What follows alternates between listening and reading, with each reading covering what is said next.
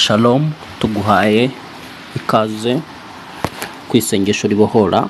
Tugushimira wowe wakoze subscribe hano ku gicaniro cy'amasengesho cy'isengesho ribohora.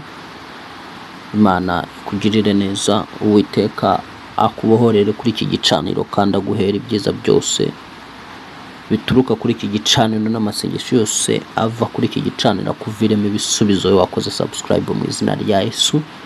Nawe karibu uje ubwa mbere,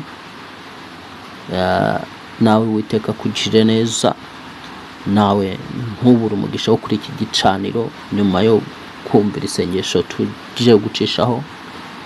Nawe kande subscribe, ntugende udakande subscribe. Ikigufasha nuko channel isigara muri telefone yawe. Kabiri, igihe tuje gusenga, tumaze gushyiraho isengesho ry'uwo munsi tuba tugomba gusengeramo, uhita ubona notification, hanyuma ukabana natwe mu buzima bwo gusenga. Imana iguhe umugisha, Imana ikugirire neza. Tuje gusenga Imana nanone ku munsi wa 9 ku bantu turi mu bihe byo gusenga.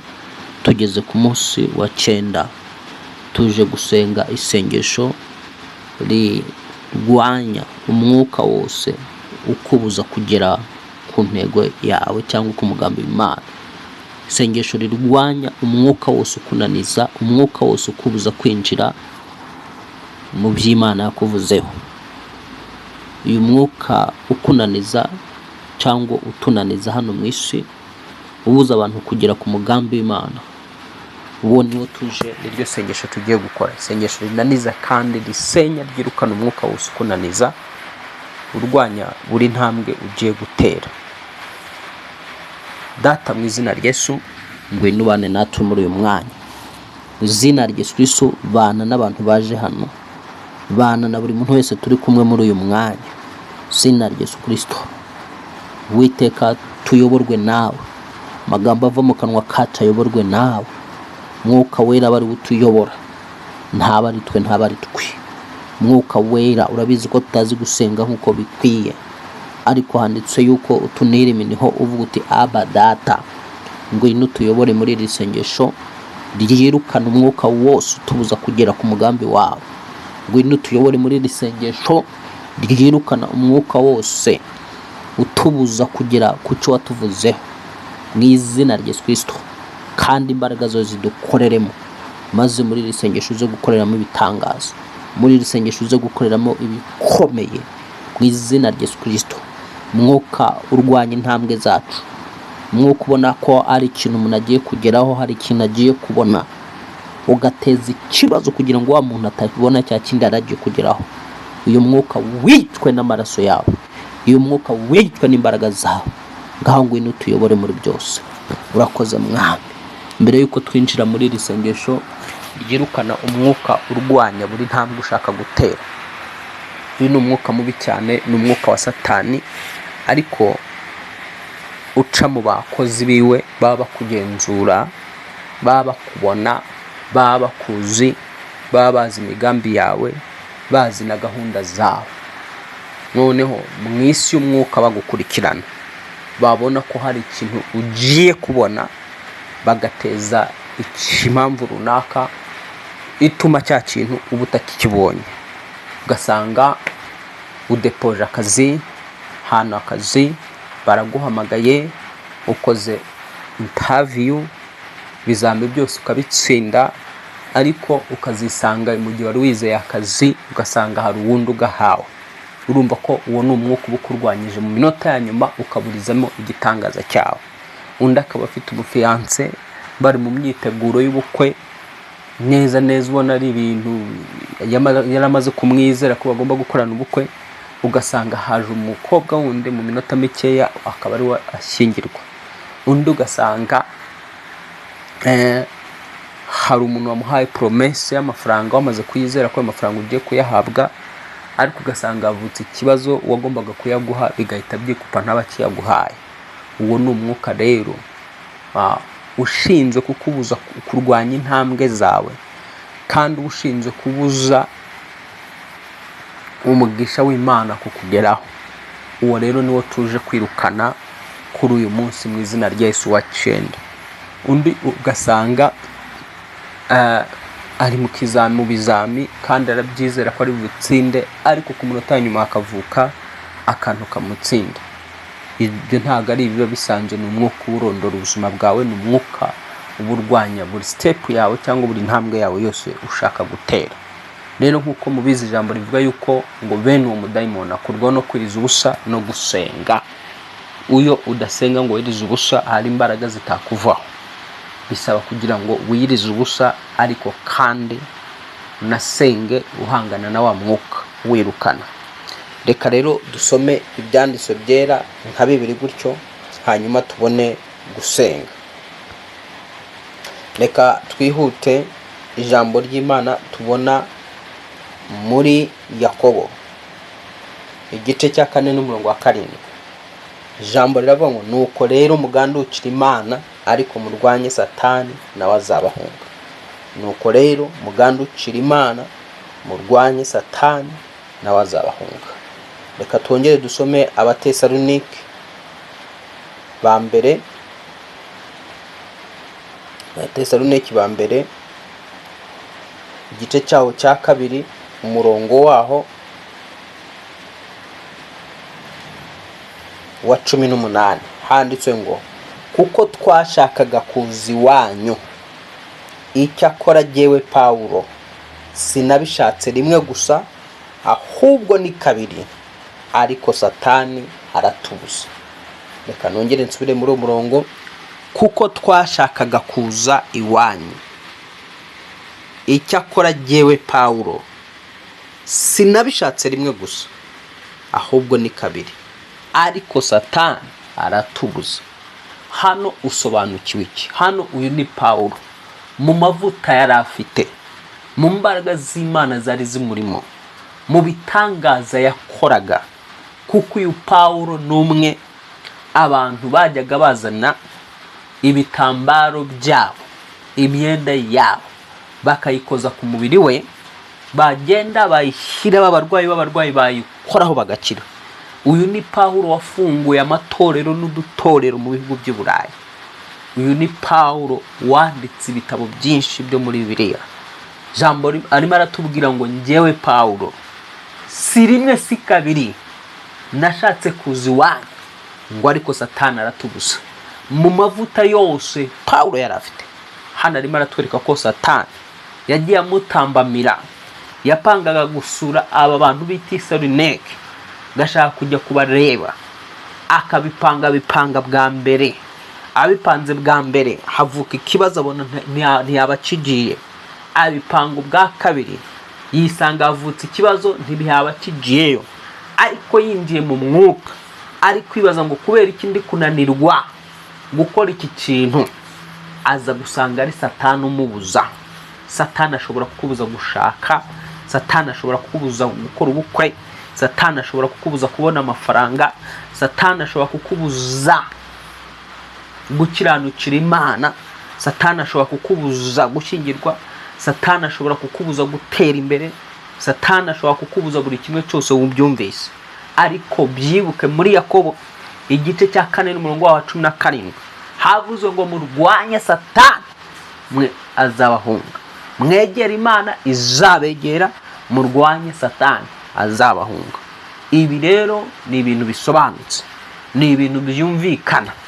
Kenshi na kenshi ushobora gupanga umushinga, ushobora gupanga kujya ahantu runaka, ariko ukazajya ubona havutse ikibazo runaka, cya kibazo kikakubuza kujya wendaga kujya. Cyangwa se ukaba urimo urategura business, urimo urapanga business, no muri cya gihe utegura business, igishoro cyaza uzi yuko ugiye gutangira business wari watekereje, hakavuka uburwayi bukatwara ya mafaranga, cyangwa se hakavuka ikibazo gituma ya mafaranga uyakoresha ibindi bintu, hanyuma wowe ukibwira ngo ndibisanzwe. Kumbe ni umwuka urimo urashaka, ni umwuka ukubuza, ni umwuka udashaka ko iyo business uyitangira, ni umwuka udashaka ko iyo ntambwe utera intambwe ujya ku yindi ntambwe.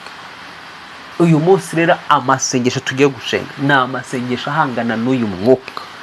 Uyu mwuka ugomba kukuvaho, kandi n'ejo n'iryo sengesho tuzagarukamo rihangana n'uyu mwuka. Uyu mwuka ugomba kukuvaho mu izina rya Yesu Kristo, kuko kenshi na kenshi umwuka nk'uyu uba warahawe kondisiyo ukabwirwa ngo nimuzemere ko hari icyo azageraho, nimuzemere ko hari intambwe azatera, ntimuzemere ko mu isi y'umwuka. Rero uyu mwuka ukora ni ukuvuga ngo uba ukurikiranwa urondorwa mu isi z'abadayimoni, mu isi y'abarozi. Baba bakubona, baba bazi, baba bareba imbere yawe, baba bareba intego yawe. Imana Data twese bateza ubuhumyi abandebaga mu izina rya Yesu Kristo. Uwiteka atera ubuhumyi abandebaga bankurikirana mu buryo bwa kirozi mu izina rya Yesu Kristo, bashinze kurwanya imishinga yanjye, bashinze kurwanya intambwe zanjye, bashinze kurwanya ibyanjye bwite. Umuriro w'Imana batwike, umuriro w'Imana bakongore mu izina rya Yesu. Wapfuye akazika umuzimu, idini katika jina, umurozi mwuka wapfuye katika jina la Yesu. Bahaye misiyo wo kungenza, yewe mwuka wahawe misiyo kugira ngo ujye ugenza intambwe zanjye, umbuze gutera intambwe, umbuze kugera ku cy'Imana ishaka ko ngeraho. Ndakuvima va ku buzima bwanjye mu izina rya Yesu Kristo, ndakuvima va ku mibereho yanjye mu izina rya Yesu Kristo. Yewe wa mwuka we, aho waba uturuka hose, wa mwuka udafite amaraso, wa mwuka udafite umubiri, wowe uteza skandali, wowe uteza ibibazo bitandukanye izina rya Yesu Kristo, wowe ukurikirana icyo ngiye kubona icyo ari cyo cyose, ukitambika imbere y'icyo mba ngiye kubona, wa jina la Yesu Kristo ugatambikamo ibibazo. Ndakuvima katika jina la Yesu, ndakuvima katika jina la Yesu Kristo. Ruru mwuka uba hafi yanjye, uba hafi yanjye, ndakuvima va ku ruhande rwanjye, sibiri kuzimu katika jina la Yesu. Tsindiye kuri kuzimu, uri umwuka undwanya uri mu mubiri wanjye, sohoka mu mubiri wanjye mu izina rya Yesu Kristo. Uri umwuka undwanya utuye mu nzu ndimo, va mu nzu yanjye mu izina rya Yesu Kristo, Umwana w'Imana nzima.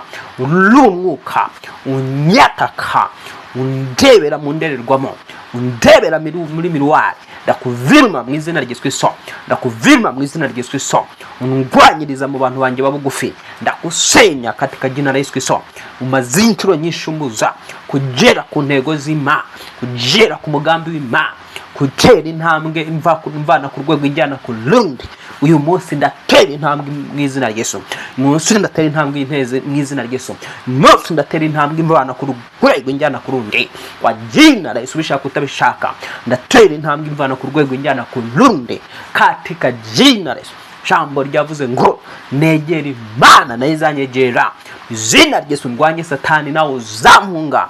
Aka kanya Uwiteka ngwino mu bugingo bwanjye, ngwino mu mutima wanjye, ngwino mu bwenge bwanjye, ngwino mu myumvire yanjye, ngwino uganze wese, ngwino muri amaraso yanjye Uwiteka, ngwino muri izi nyama z'umubiri wanjye Uwiteka. Uwiteka we, ngwino mu myumvire yanjye, ngwino mu bushake bwanjye, ngwino mu mutima nama wanjye Uwiteka.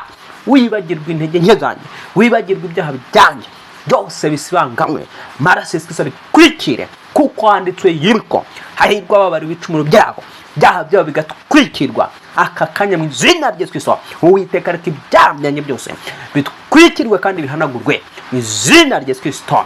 Ibyanyimisha umugisha w'Imana, ibyanyimisha kubona Imana, ibyanyimisha gusingira igitangaza cyanjye byose kubw'imbabazi zawe Uwiteka, kubw'amaraso ya Yesu Kristo yamenetse kubwanje.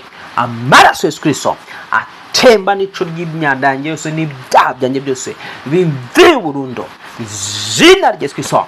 Kuko mwami handitswe yuko Uwiteka umucamanza w'ukuri, iyo ambonyeho amaraso anyita ukiranutse. Uwiteka reka amaraso y'Umwana w'Imana angaragareho, ambonekeho mu izina rya Yesu Kristo, maze umwuka wose wumvaga ko wari umfiteho uburenganzira bwo kumbuza kugera ku burenganzira bwanjye, yewe wa mwuka we urwanya uburenganzira bwanjye, ewe pepo unayeshindana na haki yangu na kusambaratisha kwa jina la Yesu.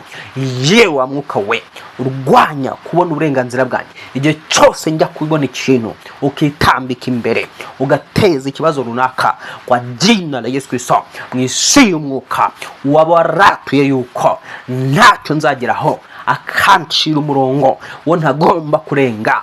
Fasha amaraso Yesu Kristo, umurongo ndawurenze, ndawusebye mu izina rya Yesu Kristo. Sebye nyiranarengwa, nashyiriweho n'umukonikoni, nashyiriweho n'umurozi, kwa jina la Yesu Kristo wa Nazareti, kwa jina la Yesu watsinze urupfu n'ikuzimu, kwa jina la Yesu Kristo watsinze urupfu n'ikuzimu. Mwisi y'umwuka wandoza uburozi bwose bwa miruwari, undebera muri miruwari, vimwa mu izina rya Yesu Kristo. Wabambwe gapfa kazuka mu mwuka bashobora kukuroga uburozi, bakakora uburozi butandukanye ku buryo bakora nk'ikintu kimeze nka miruwari. Icyo ugiye gukora cyose bakaba bakireba, ibyo upanga n'imishinga ufite bakaba bayigenza. Noneho wajya kubona, wajya gutera intambwe mu mushinga runaka ukabona uhise uyongobera, birakunaniye. Ndagira ngo dusenge tumenagure ubwo burozi bwa miruwari bakoze ku buzima bwawe, bakaba bakurebera muri miruwari, kwa jina la Yesu watsinze urupfu n'ikuzimu. Buri miruwari yose y'umwijima indeberamo, buri miruwari abadayimoni bandeberamo, abarozi bandeberamo, ndayijanjagura mu izina rya Yesu Kristo, ndayisenya mu izina rya Yesu Kristo. Nta murozi uzongera kumbona, nta murozi uzongera kubona intambwe nshaka gutera mu izina rya Yesu Kristo. Nteje ubuhumyi umurozi wese ungenza, nteje ubuhumyi umurozi wese ungenza, ubushaka amakuru yanjye mu izina rya Yesu Kristo, kugira ngo abone uko ambana, abone uko ambohesha katika jina. Umwuka wo guferinga, umwuka wo kunanirwa katika jina la Yesu, umwuka wo kunanirwa kugera ku ntego ndawuvuma mu izina rya Yesu Kristo. Wa mwuka unaniza singere ku ntego z'icyo mba natangiye, wowe igihe cyose urwanya itsoza ryanjye, kwa jina ndakuvuma mu izina rya Yesu, kwa jina ndakuvuma mu izina rya Yesu Kristo, kwa jina uva ku buzima bwanjye, kwa jina uva ku buzima bwanjye. Atura cyane uvuga mu ijwi rikomeye kandi ufite uri gutsindagira, hari icyo uri gukubita koko. Vuga uti mu izina rya Yesu Kristo, uyu mwuka ye wa mwuka we, ye wa mwuka uranyumva, ye wa mwuka uranyumva, wowe unanize ubuzima bwanjye, wowe ucunga intambwe zose nshaka gutera ukanyitambika, uyu munsi urapfa mu izina rya Yesu Kristo. Uyu munsi Uwiteka arakungabiza, nanjye ndakwica ngo uce igihanga, kwa jina biramenyekana yuko Senga Imana yaremye ijuru n'isi, biramenyekana yuko Uwiteka yanyohereje mu isi, akanyohereza kubw'impamvu, akanyohereza kubw'umugambi we. Biramenyekana yuko Uwiteka ari ufite urufunguzo rw'ibigomba kumbaho, atari umukonikoni, atari umurozi, atari umwana w'umuntu, kwa jina la Yesu. Yewe wa mwana w'umuntu we ukorana n'abadayimoni, ukorana n'imyuka mibi, wowe uzamura abazimu ukabohereza iwanjye, wowe uzanwa n'abadayimoni, abadayimoni bakakuzana uri mwuka ukankoraho ukandwanya, ndagukubita hasi mu izina rya Yesu Kristo, ndagukubita hasi mu izina rya Yesu Kristo. Buri miruwari yose wari warakoze ku bwanjye ndayijanjagura mu izina rya Yesu Kristo. Miruwari wandebera, miruwari ndayivuma, iyi miruwari ndayijanjagura kwa jina la Yesu, kwa jina la Yesu wapfuye akazuka, kwa jina la Yesu wapfuye akazuka. Ndatura yuko imirongo ntarengwa abadayimoni bashyizeho, abakuzimu bankiriyeho, bana b'umwijima bankiriyeho, ndayisubiranye ivanyo mu izina rya Yesu. Ndayirenga mu izina rya Yesu, ndayirenga mu izina rya Yesu Kristo. Ni mwebwe mushiriweho imipaka n'imirongo mudashobora kurenga mwinjira mu buzima bwanjye, mu izina rya Yesu Kristo umwana w'Imana nzima, mu izina rya Yesu Kristo umwana w'Imana nzima, mu izina rya Yesu Kristo umwana w'Imana nzima. Handitswe yuko mu rubyaro rw'umugore Yesu Kristo usumba amazina yose, mu izina rya Yesu Kristo usumba amazina yose. Ndatura ngo y'inzoka, ndatura ngo uyu mudayimoni, ndatura ngo uyu mwuka mubi ukandagirwe, umenagurike ku mutwe kwa chinazo. Yewe dayimoni muriganya, yewe dayimoni muriganya, uhora ugendaho, wa mwuka w'uburiganya uhora ugendaho, undeganyije amafaranga menshi, undeganyije akazi kenshi, undeganyije ibyanjye, uriganye ibyanjye, urabiruka uyu munsi mu izina rya Yesu Kristo. Uraruka ibyanjye wagiye utangira, ibyo wagiye ukerereza kugira ngo bitangire kugiye, vimwa mu izina rya Yesu Kristo, vimwa mu izina rya Yesu Kristo, mpunga mu maraso ya Yesu Kristo, mpunga mu mbaraga amaraso ya Yesu Kristo. Ndagutegetse mu mbaraga amaraso ya Yesu Kristo, ndagutegetse mu mbaraga amaraso ya Yesu Kristo yamenetse ku bwanjye, va ku buzima bwanjye butazagaruka ukundi. Wajira si ibyo wari warabujije kugira ngo bitangereraho ku gihe, bingezeho mu izina rya Yesu Kristo. Umugisha wari waratangiriye kugira ngo utangiriraho ku gihe, ungezeho mu izina rya Yesu Kristo. Umuntu w'ingenzi w'umumaro ku buzima bwanjye ugomba kunshyigikira, angereyeho igihe mu izina rya Yesu Kristo, angereyeho igihe mu izina rya Yesu Kristo, angereyeho igihe mu izina rya Yesu Kristo. Ibyo wambujije kubona mbibone igihe mu izina rya Yesu Kristo, mu izina rya Yesu Kristo, mu izina rya Yesu Kristo. Ntuzongera kugira ububasha bwo gutangira ibyanjye, ntuzongera kugira ubushobozi bwo kuburizamo ibitangaza by'Imana ku buzima bwanjye, mu izina rya Yesu Kristo. Watsinze urupfu n'ikuzimu, ijambo rivuga yuko mu izina rya Yesu Kristo nta ntwaro bacuriye ku ndwanya izagira ikintu ntwara. Uyu mwuka w'uburiganya wari warazamuye ukuzimu, warahawe misiyo yo kuzajya undiganya igitangaza cyanjye, wo kuzajya undiganya umugisha wanjye, katika jina la Yesu, katika jina la Yesu Kristo. Yewe mwuka we, ntuzongera kundiganya mu izina rya Yesu Kristo. Ngushyizeho iherezo uyu munsi, ngushyizeho iherezo uyu munsi mu izina rya Yesu Kristo. Umwana w'Imana nzima, nguhwitishije inkota y'Uwiteka ariryo jambo ry'Imana mu izina rya Yesu Kristo. Umwana w'Imana nzima, kuko handitswe yuko n'abamarayika batarinze ubutware bwabo babohewe mu minyururu y'umwijima udashira mu izina rya Yesu Kristo. Yemwe mwamyuka mibi mw'abadayimoni ari bo bamarayika umwijima, mwaburizagamo ibitangaza byanjye, mwaburizagamo umugisha wanjye, mwabonaga hari ikintu ngiye kugeraho mu izina rya Yesu Kristo, mukanteza ikibazo gituma ntakigeraho mu izina rya Yesu Kristo. Mwebwe murwanya iherezo ryanjye rya buri kimwe cyose ntangiye,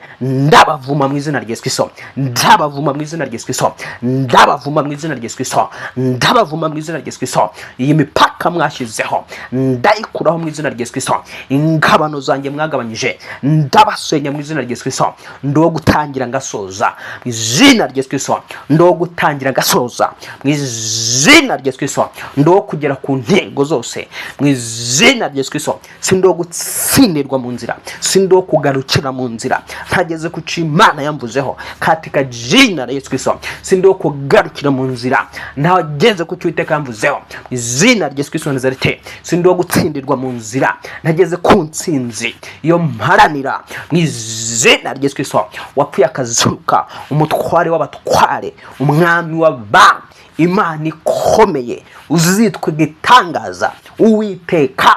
Ubutegetsi bwawe buri kuri Kristo Yesu. Ndasenze kugira ngo muri ubwo butegetsi buri muri Kristo Yesu butuma abadayimoni bampunga bose, bampa ibitugu, bituma imizimu impunga, bituma amagini ampunga mu izina rya Yesu Kristo. Bituma abarozi bose bandoga mwami, baba mu miryango, mu maraso yo kwa data, maraso yo kwa mama, abaturanyi, ahonuye, abo muri karitsiye, baba nabo mu nsengero, katika jina, cyangwa abo dukorana mu kazi, abo bose mu izina rya Yesu. Wapfuye akazuka, Uwiteka ohereza marayika wawe, mwohereze abafata begeranye, abazirike, ababohere icyarimwe katika jina la Yesu, abakubitire kure ubuzima bwanjye, ntibazongere kumbona ukundi mu izina rya Yesu Kristo, mu izina rya Yesu Kristo, mu izina rya Yesu Kristo, mu izina rya Yesu Kristo.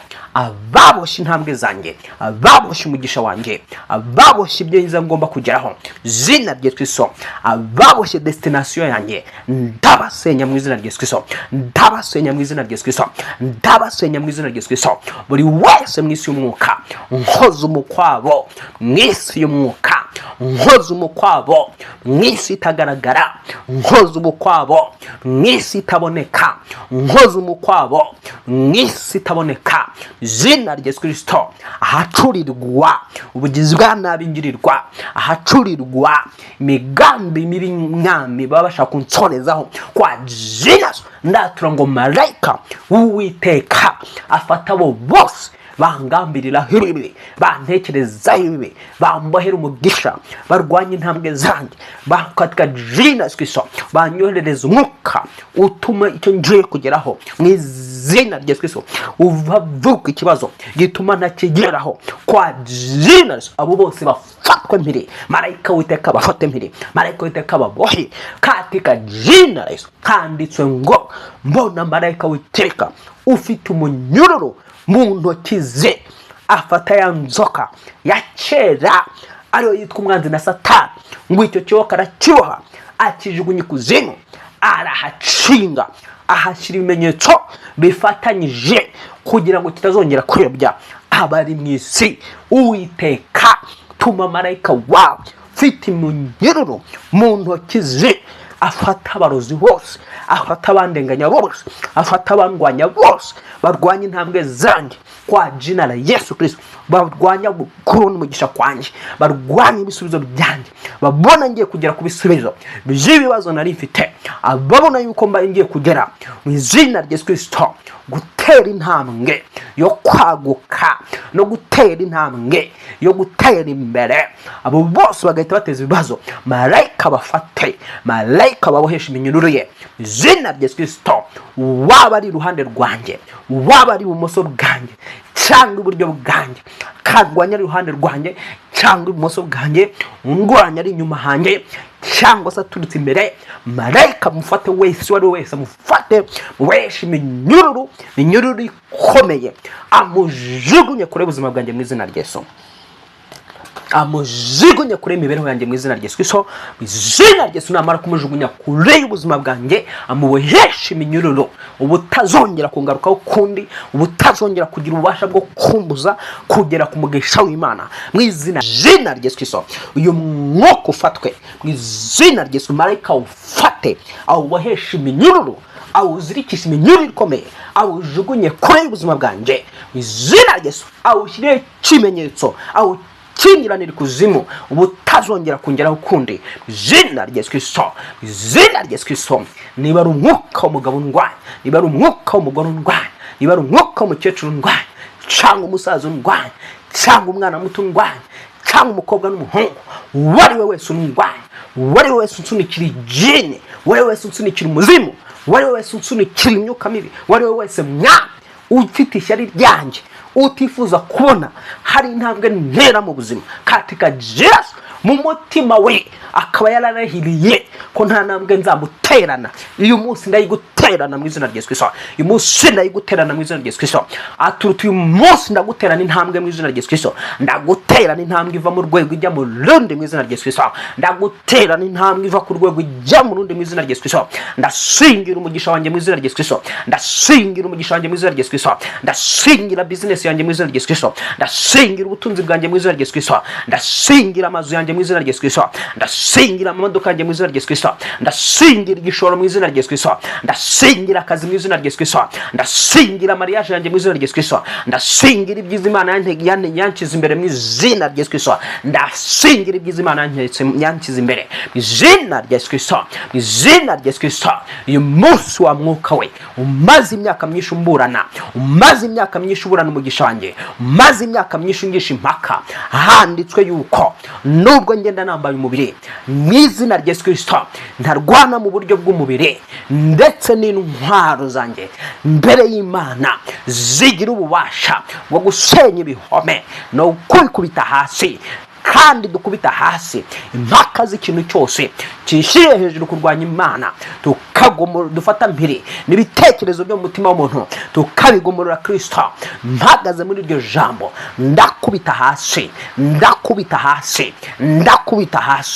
bishika mwubatse hagati yanjye n'umugisha wanjye, ndabigisha mu izina rya Yesu Kristo. Ndagusha byo bikuta izina rya Yesu Kristo, ndakubita hasi impaka zose mwangishaga. Ye wa murozi we, ye wa mwuka w'ikuzimu we wangishaga impaka, nje nkavuga nti ngomba gutera imbere, wowe ukavuga ngo oya, mukubise hasi mu izina rya Yesu Kristo. Nteye imbere mu izina rya Yesu Kristo, nteye imbere mu izina rya Yesu Kristo, mvuye ku rwego njya ku rundi izina rya Yesu Kristo.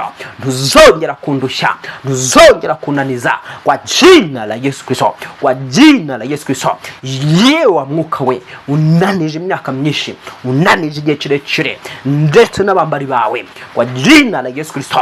Malaika w'Uwiteka, malaika w'Isumba byose, malaika urwanirira abana b'Imana ihoraho, abana b'Isumba byose, aragufashe kano kanya, aragufashe kano kanya. Malaika udahusha, malaika udahusha, malaika w'ijuru udahusha, malaika w'umudahusha w'ijuru afate mirundwanya wese kwa jina, nundondora wese, nunyumva wese kano kanya ariko akabanurwanya kwa jina. Malaika w'umudahusha mufate mu gakanu kwa jina la Yesu Kristo, mujugunye kure ubuzima bwanjye, mujugunye kure imibereho yanjye, amujugunya aho nazongera kumubona ukundi katika jina la Yesu. Kwanditswe yuko nzabashaka nkabura mugahinduka nk'ibitariho katika jina, mutatane ntimuzongera kuboneka imbere yanjye izina rya Yesu Kristo. Ibyo mwatangiriye byose, ibyo mwabujije ko bingereraho ku gihe, uyu munsi bingezeho mu izina rya Yesu Kristo, munsi bingezeho mu izina rya Yesu Kristo.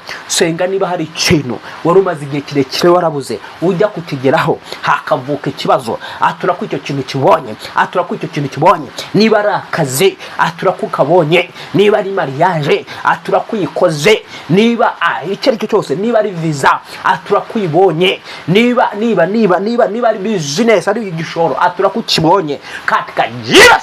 Ndatura ngo ibyo badayimoni bari baratangire byose, ibyo bagiye bateza ibibazo bagatuma ntabigeraho neza, kwa kode y'abazimu ndayisiba, kode y'abadayimoni, kode y'abarozi bashyize mu byanjye ndayisiba kwa jina la Yesu. Kwa kode abarozi bashyize mu byanjye nyivanyemo mu mwuka mu izina rya Yesu Kristo, nyivanyemo mu buryo bw'umubiri. Buri kode Satani yashyize mu byanjye, buri kode umurozi yashyize mu byanjye, izina rya Yesu Kristo wanazayite. Ibyo ngiye kugeraho byose hakavika akabazo k'iyo kode y'abadayimoni, mvanye iyo kode by'itaka ryose mu izina rya Yesu, nizongera kuboneka ukundi. Urakoze mwami, nguhaye amashimwe, nguhaye icyubahiro, izina ryawe rihimbazwe kandi izina ryawe rikuzwe ndetse rishyirwe hejuru y'amajuru yose, ni mu izina rya Yesu Kristo wambwe gapfa kazuka. Amen, amen, amen, amen. Isengesho nk'iri iyo umaze kurisenga ukaba ufite ibyiringiro kandi ukabaho wizeye ko ubohotse, bishimangiza ituro, uhita utangira ituro rya sengesho ubusenzi, cyane cyane ku bintu bijyanye no kwirukana, cyangwa ukitaka kukomesha maadui zako, ukitaka kukomesha wachawi. Burya umurozi yashaka kukwangiza, yashaka kukugirira nabi kugira ngo akuvumishe umuvumo ukomeye, aragenda ibyo yagutongereye n'ibyo yagize byose akabitangira ibitambo by'abadayimoni. Abadayimoni akaba yabaturira inka, akaba yabaturira ihene, akaba yababagira ihene, akaba yababagira inkoko. Abadayimoni akaba yababagira imizimu, akaba yababagira inka zitandukanye kugira ngo nyine aguhamye cyane. Nawe rero iyo urwana n'umwuka wibohora nk'uko nguko ukansoza gusenga kugira ngo utsindagire kandi wemeze ko umwuka w'Imana kubohoye, imbaraga z'amaraso Yesu Kristo zikubohoye, isengesho rikubohoye, uhita ubitangira ituro. Imana iguha umugisha, Imana ikugirire neza. Nimero waza gutangiraho ituro ibiri muri screen. Imana iguha umugisha, Imana ikugirire neza. Kanda subscribe ubaye utarayikanda, wari umuhisi ntugende udakanda subscribe. Iki ni igicaniro cy'amasengesho ya buri munsi turasenga tugacishaho isengesho. Imana amahoro ibagire neza. Shalom shalom, mwese mugubwe neza. Amen.